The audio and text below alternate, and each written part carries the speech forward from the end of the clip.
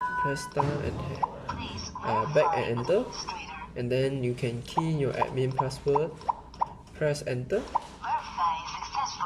Okay, add user you can press 1.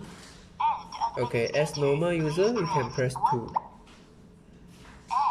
Okay, if you want to add fingerprint, press 1. Okay, you can put your fingerprint. You can put which one finger you want to register, but you need to put 5 times. Okay, already done. If you want to register the card, you need press 2 again. After using the card, tap here. Okay. If you want to register the password, you need press 3.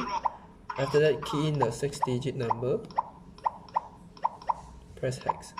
You need put in again. Press enter. Yes, already done.